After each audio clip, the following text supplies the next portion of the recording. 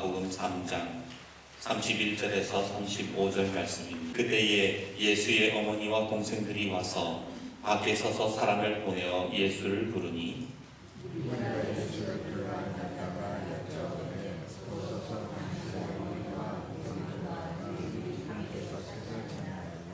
대답하시되 누가 내 어머니며 동생들이냐 하시고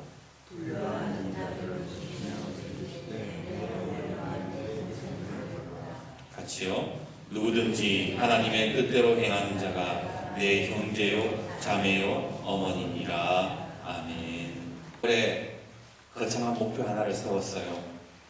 목양실벽에다가 시뻘건 글씨로 책 100권이라는 문구를 붙여놓고 올해 무슨 일이 있어도 100권은 읽는다 라고 다짐을 했지요.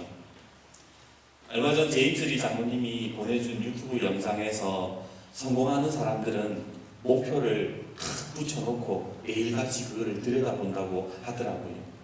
그래서 목양실에 들어오면 계속해서 책 100권, 책 100권 그러면서 목양실에서 책을 읽어갑니다.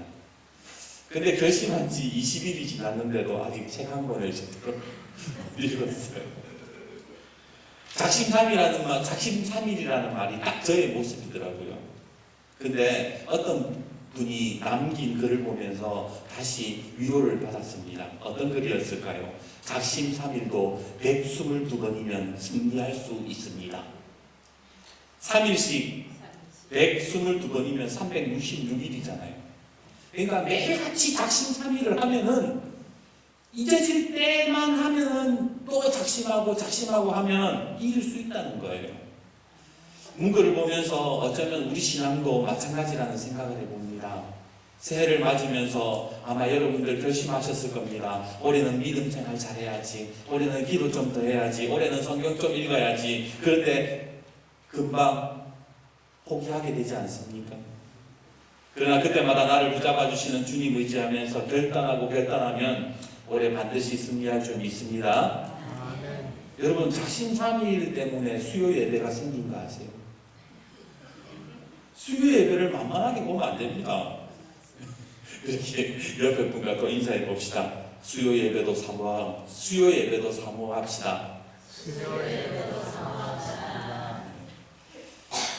오랫동안 아들을 만나지 못했습니다. 하나님 나라를 선포하며 병든 사람을 치유한다는 소식이 사람들로 간간히 들려오기는 했지만 그것만으로는 애끓는 모정을 잠재울 수는 없었습니다. 그래서 예수님의 형제들을 데리고 어머니 마리아는 예수님을 찾아간 것이지요. 그런데 이게 웬일입니까? 예수님이 만나주지 않는 겁니다. 아니, 문전박대를 당했다고 하는 것이 더 맞는 표현일지도 모르겠습니다. 왜냐하면 예수님이 너무나도 매몰차게 어머니와 그 형제들을 대하고 있기 때문입니다. 우리 31절, 32절, 33절까지 말씀을 다시 한번 읽어봅시다. 31절부터 33절까지 읽겠습니다. 시작. 그때에 예수의 어머니와 동생들이 와서 앞에 서서 사람을 보내어 예수를 부르니 우리가 예수를 둘러 앉았다가 여짜오되 보소서 당신의 어머니와 동생들과 너희들이 밖에서 찾나이다. 대답하시되 누가 내 어머니며 동생들이냐. 아니 대체 무슨 연유로 무슨 이유가 있어서 예수님은 이렇게 냉정하게 가족들을 대하시는 걸까요? 간혹 형제 간에 이해가 맞지 않아서 얼굴 보고 싶지 않을 때는 있습니다. 하지만 어머니한테는 그러면 안 되는 거잖아요. 왜냐하면 아무리 예수님이 하나님의 아들이고 그 어머니가 연약한 피조물인 가짜 어머니라 하더라도 그렇게 대하는 것은 하나님의 말씀과는 맞지 않기 때문에 그런 거예요. 10분 양보해서 예수님이 이렇게 대하시는 이유가 뭘까? 혹시 어머니가 더 이상 자식에 대한 미련을 갖지 못하도록 이렇게 하시는 걸까요?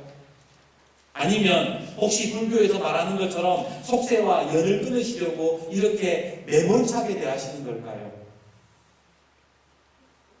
그런데 성경을 곰곰이 살펴보니 원래 예수님은 별로 가족에 대한 마음이 없는 것처럼 보입니다. 왜냐하면 마태복음 10장 35절에 예수님이 뭐라 그럽니까? 내가 온 것은 사람이 그 아버지와 딸이 어머니와 며느리가 시어머니와 불화하게 하려 함이니라. 예수님이 이 땅에 온 이유가 가족 간에 불화를 일으키려고 왔다는 거예요. 이게 무슨 말일까?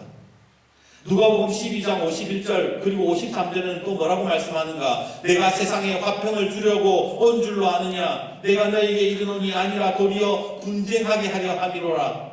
아버지가 아들과 아들이 아버지와 어머니가 딸과 딸이 어머니와 시어머니가 며느리와 며느리가 시어머니가 분쟁하리라 하시니라. 이뿐만이 아니에요.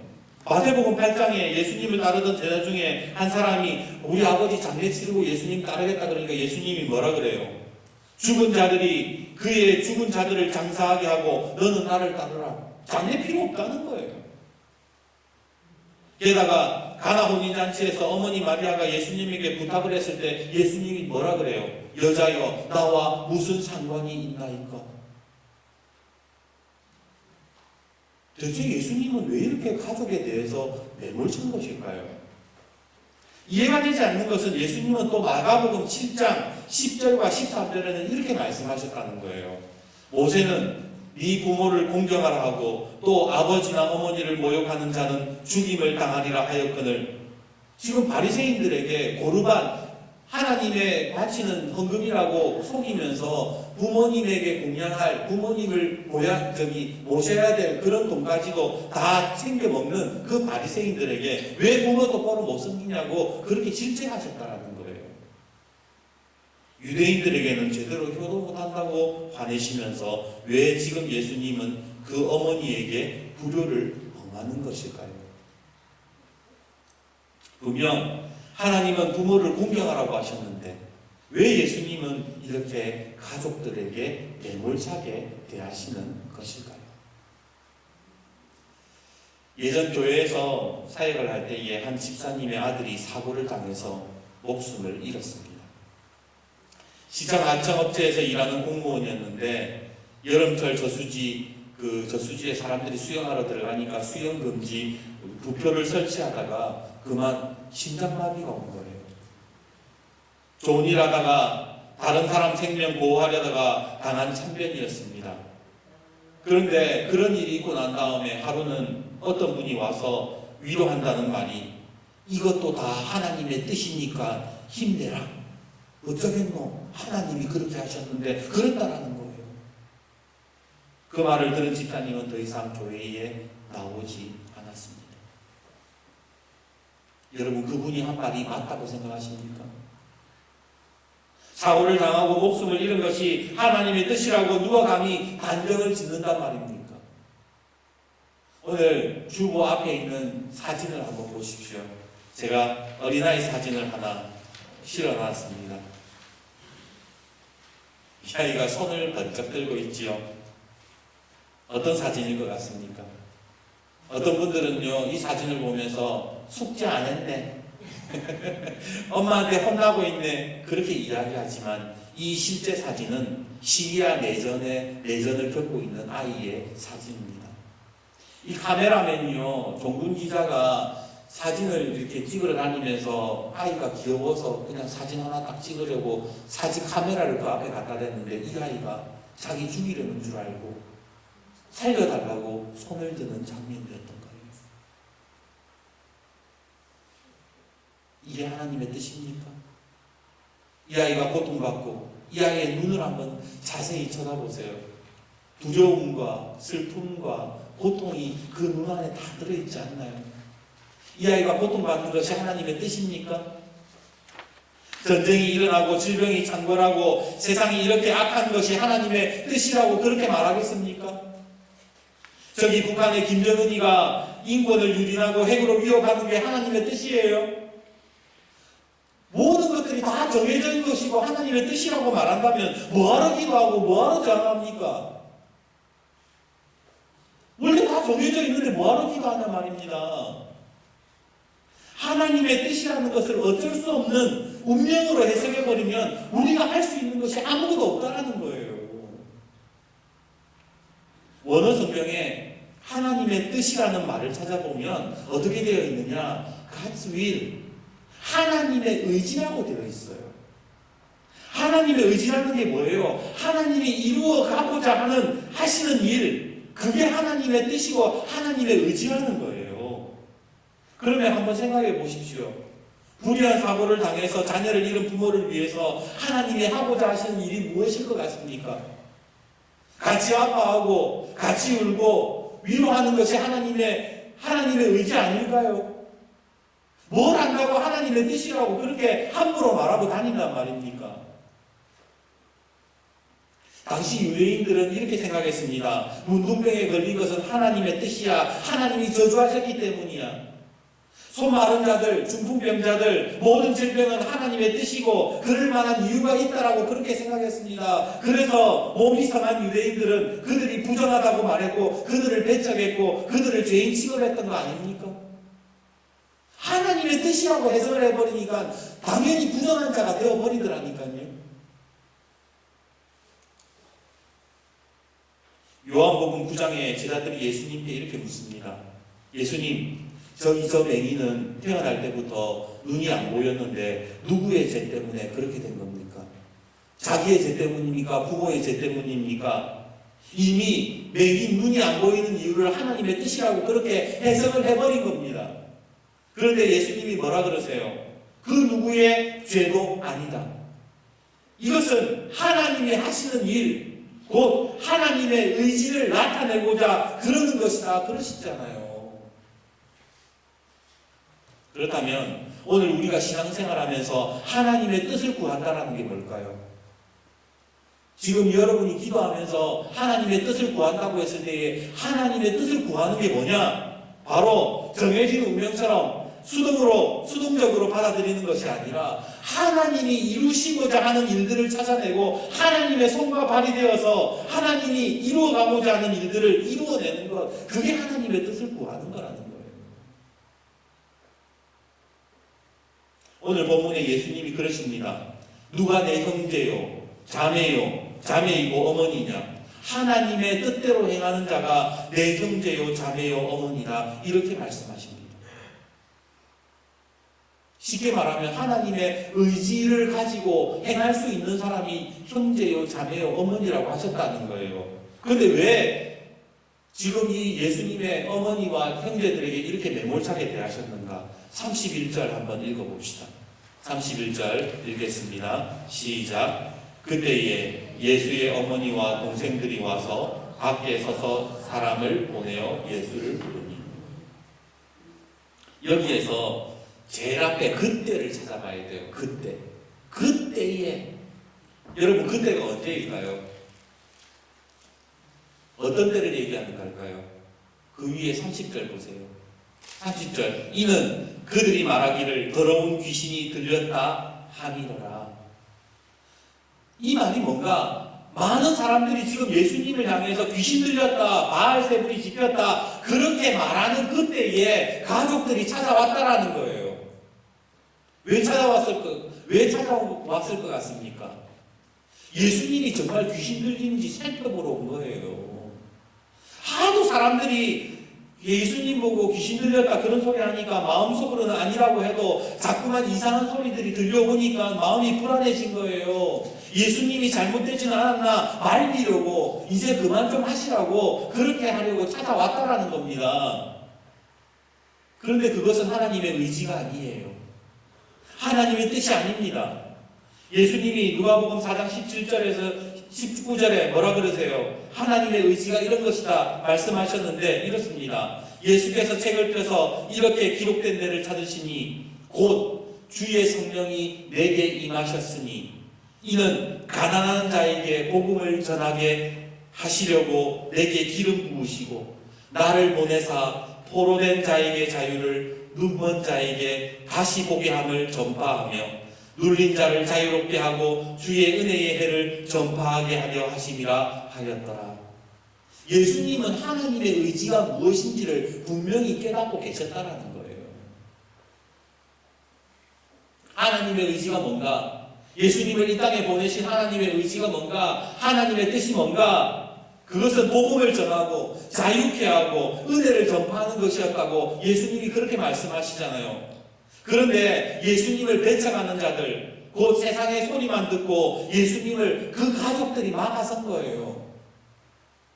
그러니까 예수님이 이렇게 대하실 수밖에 없으셨던 겁니다. 누가 내 형제요, 자매요, 어머니냐. 하나님의 의지, 하나님의 뜻, 그것을 이루려고 하는 사람이 내 형제요, 자매요, 어머니니라. 지금으로부터 약 110여 년 전에 1907년 평양에서 시작하여 한국교회에 대부흥이 일어나는 적이 있었지요. 당시 선교사님들은 마치 내일 순교 당할 것처럼 복음을 전했습니다. 그리고 그 열정이 복음을 들은 성도들에게도 전해져서 각기 자신의 자리에서 미친 듯이 복음을 전하고 다녔습니다. 당시 여기 대구 경북 지역에서 전도하던 아담스 선교사님이 계셨는데, 이분이 복음을 전할 때마다 예수 믿는 사람들이 많이 생겼고 마을에 교회를 세우고 계속해서 또 마을로 전도하러 다녔습니다. 근데 마을을 떠나면서 그냥 갈 수는 없잖아요. 그래서 그 동네에 믿음 좋고 글씨 읽을 수 있는 분을 선택해서 조사라고 이름을 붙이고는 교회를 맡깁니다. 이제 조사가 그 말씀을 읽고 설교를 하는 것이죠.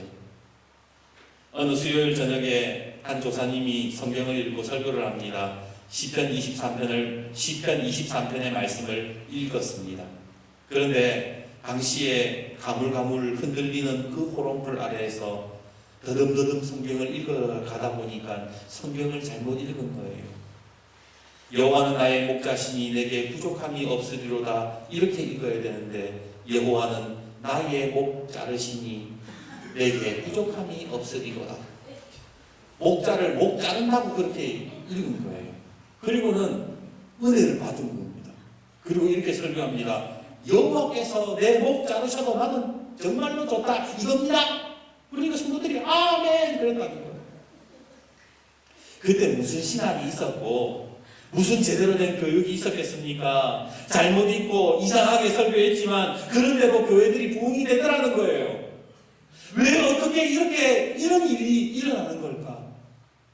그 이유는 우리 믿음의 선조들이 하나님의 뜻을 능동적으로 해석했기 때문인 거예요. 하나님의 의지, 하나님이 내 목 자르셔도 나는 괜찮다. 그 하나님의 의지를 받아들이니까 교회가 부흥이 되기 시작하더라는 겁니다. 하나님의 의지가 그렇다면 나는 내 목 자르셔도 좋다고 고백하는 사람들을 통해서 하나님은 한국교회의 부흥을 일으키고 계셨던 겁니다. 또한 복음의 불모지에 복음을 들고 왔던 하나님의 선교사들을 여러분 한번 생각해 보십시오. 그들의 묘지가 서울, 대구, 충남, 공주, 경주 여러 곳 전국 곳곳에 선교사들의 묘지가 있지 않습니까? 그들이 한국에서 복음을 전하다가 죽는 것이 하나님의 뜻이었을까요? 그렇게 해석하면 안 됩니다. 그 사람들이 지금 이 땅에 와서 한국에서 복음 전하다가 죽는 것이 하나님의 뜻이다, 그것이 운명이다, 그렇게 말하면 안 된다는 거예요. 그들이 이곳에 묻힌 것은 운명이어서가 아니라 이 대한민국을 향한 하나님의 마음, 하나님의 의지를 보았기 때문에 그렇게 나의 목 자르셔도 좋겠다라는 그 능동적인 마음으로 이 땅에 와서 묻혔다라는 겁니다. 다른 거예요. 히브리서 11장에 나오는 믿음의 조상들이 보여준 것도 마찬가지입니다. 노아에게 있어서 하나님의 의지는 산에다가 배를 짓는 거였어요. 아브라함에게 있어서 하나님의 의지는 본토 친척 아비의 집을 떠나서 열국의 아비가 되는 것이 하나님의 의지였던 거예요. 요셉에게 있어서 하나님의 의지는 노예라는 고난을 견뎌내면서 하나님의 꿈을 이루는 것이었고, 야곱에게 있어서 하나님의 의지는 이스라엘이라는 이름을 받아서 아브라함의 언약을 완성시키는 것, 거기에 내가 동참하고 하나님의 그 의지에 따라서 움직이며 살았다고 그렇게 말씀하지 않습니까? 계속해서 히브리서는 말씀합니다. 내가 무슨 말을 더하리요? 기드온, 바락, 삼손, 입다, 다윗 및 사무엘과 선지자들의 일을 말하려면 내게 시간이 부족하리로다. 그들은 믿음으로 나라들을 이기기도 하며 의를 행하기도 하며 약속을 받기도 하며 사자들의 입을 막기도 하며 불의 세력을 멸하기도 하며 칼날을 피하기도 하며 연약한 가운데서도 강하게 되기도 하며 전쟁에 용감하게 되어 이방 사람들의 진을 물리치기도 하며 여자들은 자기의 죽은 자들을 부활로 받아들이기도 하며 또 어떤 이들은 더 좋은 부활을 얻고자 하여 심한 고문을 받되 구차히 풀려나기를 원하지 아니하였으며 또 어떤 이들은 조롱과 채찍질뿐 아니라 결박과 옥에 갇히는 시련도 받았으며 돌로 치는 것과 톱으로 켜는 것과 시험과 칼로 죽임을 당하고 양과 염소의 가죽을 입고 유리하여 궁핍과 환난과 학대를 받았으니 이런 사람은 세상이 감당하지 못하느니라. 하나님의 의지를 이루려고 모든 상황 속에서 몸부림치던 사람들을 통해서 이 세상은 감당하지 못했다. 성경은 그렇게 말씀하잖아요. 그들은 어디에도 들어가고 하나님의 의지를 가지고 어디에도 들어가고 어떤 상황도 참아내고 어떤 일도 다 감당했다고 그렇게 말씀하고 있더라는 겁니다. 오늘 예수님이 말씀하시는 형제와 자매는 바로 하나님이 이루시고자 하는 그 의지를 이루어가는 사람들이 바로 예수님의 형제요, 자매요, 어머니가 되는 것입니다. 그렇다면 여러분들 신앙생활하면서 하나님의 의지가 무엇인지를 알고 계십니까? 지금 내가 일하는 일터에서 내가 만나는 사람들 속에서 내 가정 속에서 하나님의 의지가 뭘까? 지금 내가 보고 있는 저 사람을 향한 하나님의 의지가 뭘까? 그것을 알면 우리는 위로할 수 있는 거예요. 가가지고 그 사람 잘못된 사람에게 가가지고 그거는 하나님의 뜻이야. 그렇게 말하는 게 아니라니까요. 이제 말씀을 맺겠습니다. 우리나라에 민중신학자로 잘 알려진 안병무라는 목사님이 있습니다. 예전에도 한번 말씀을 드렸는데 그분이 마지막으로 유언처럼 남긴 책 제목이 뭐냐? 선천댁이라는 책이지요. 선천댁이라는 것은 왜 우리 교회에 크리스마스 때도 헌금하신 분들 보니까 뭐 쌍호댁이 무슨 댁이 그대 갈 때의 그 선천댁입니다. 선천댁은 자신의 어머니를 가리키는 말이었는데 어릴 적 동네 사람들이 선천댁, 선천댁 이렇게 부르니까 자기 엄마 이름이 선천댁인 줄 알았대요. 자신의 이름 석자도 없이 살아간 어머니의 이야기를 그 책에서 담담히 풀어가는데 이런 내용이 이렇습니다. 아들 목사는 똑똑합니다. 유학도 갔다 오고 공부도 많이 했습니다. 그렇게 교회를 개척했는데 사람들이 몰려들기 시작하는 겁니다. 성도들이 매주일 불어나는 모습을 보면서 신이 나가지고는 자기가 배운 모든 신학을 설교에 다 쏟아부었습니다. 아들 목사 마음에는 이런 마음이 들었었지요. 나는 참 괜찮은 목사인가 보다. 나는 목회를 참 잘하나 보다. 내가 설교하기는 한 설교하지. 그런데 그런 교만함이 다 일순간에 무너지는 일들을 겪게 됩니다. 한 번은 교인 중에 소아마비 걸린 여성에게 물어보았습니다. 아이고 성도님은 별로 유명하지도 않고 크지도 않은 우리 교회에 어떻게 다니실 생각을 하셨습니까? 목사님이 바라던 대답은 저는 목사님 때문에 다녀요. 우리 목사님 설교가 너무 좋아요. 그 말을 바랬었는데 그 성도님이 이렇게 이야기하더랍니다. 선천댁 때문이에요. 선천댁 때문에 내가 교회 다녀요. 이유인즉 자신의 어머니 선천댁이 어디 정붙일 데 없는 사람들의 이야기를 다 들어주고 장애인이라 손가락질 받는 세상에서 상처받은 영혼들을 다 품어주고 그렇게 교회 안에서 보살펴주고 있더라는 거예요. 순간 그 이야기를 들으면서 아들이 깨어집니다. 내가 목회를 한 것이 아니라 우리 엄마가 목회를 하고 있었구나. 그 책에서 이렇게 고백합니다. 우리 어머니 곁에는 항상 사람들이 끊이지 않았다. 춥고 배고픈 사람들, 가난한 사람들, 우리 어머니는 항상 가난했지만 동시에 부유한 사람이었다. 마을 잔치가 벌어질 때면 돼지쳐서 모은 돈 다 내어놓고 그들의 이야기 들어주며 그들과 함께 울고 그들과 함께 웃으셨다. 오늘 주님께서 우리에게 말씀하십니다. 누가 내 어머니요, 내 어머니며 동생들이며 누구든지 하나님의 뜻대로 행하는 자라야 내 형제요, 자매요, 어머니입니다. 오늘 이 교회 안에 하나님의 의지가 뭐예요? 우리가 왜 교회 다녀요? 교회 안에서 왜 우리는 하나님의 무슨 은혜를 구하고 기도할 때에 무엇을 기도합니까? 이제 명절이 되면 우리는 가족과 친척들 만납니다. 어떤 분들은 이렇게 생각합니다. 저 사람들은 예수 안 믿으니까, 저 사람들은 교회 안 다니니까 그렇게 선 긋고 대화를 아예 차단해버립니다. 그런데 오늘 주님이 말씀하시는 것은 불신자들에게 하시는 말씀이 아니에요. 바로 우리에게 하시는 말씀입니다.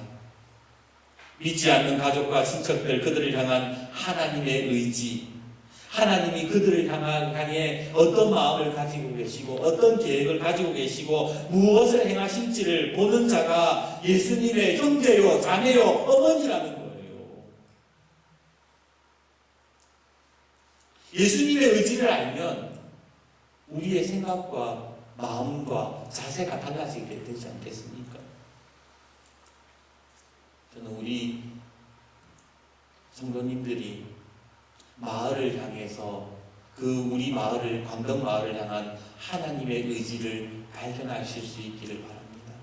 아멘. 그래서요, 그 의지를 통해서 내가 하나님의 손과 발이 되고 하나님의 그 말씀을 전하는 자가 되어서 마을 사람들 위로하고 안아주고 품어주고 그렇게 선선택자로 우리 교회에 하나님께로 많은 사람들을 인도할 수 있는 우리 귀한 예수님의 형제요, 자매요, 어머니가 되시는 귀한 역사가 있기를 주님의 이름으로 축복합니다.